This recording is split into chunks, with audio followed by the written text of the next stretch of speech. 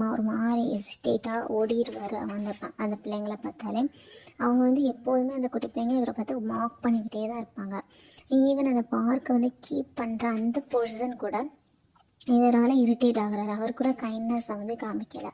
தென் வந்து இவர் வந்து எப்போனா அந்த அங்கே வந்து வாத்து அதெல்லாம் இருக்கும். ஸோ அதுக்கு அதெல்லாம் ரசிச்சுட்டே அங்கே வந்து தூங்குவார்.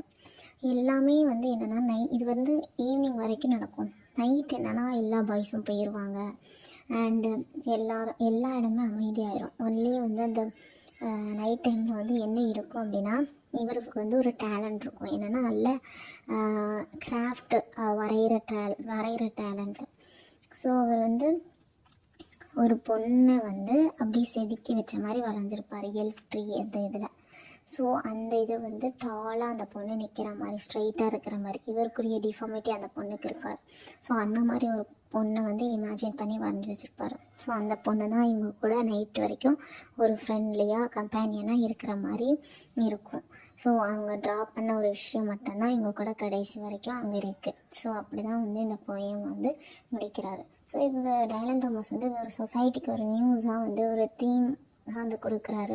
ஸோ அந்த பீப்புள்ஸை வந்து எவ்வளோ கைண்ட்னஸாக நம்ம பார்த்துக்கணும், அவங்கள ஏன் நம்ம வந்து டிஃப்ரெண்ட்டாக பார்க்குறோம், அவங்களோட கஷ்ட நஷ்டங்களெல்லாம் நமக்கு வந்து சொல்கிற மாதிரி இந்த 7 ஸ்டான்ஸால் இவ்வளோ பியூட்டிஃபுல்லாக வந்து டைலன் தாமஸ் வந்து சொல்லியிருக்காரு.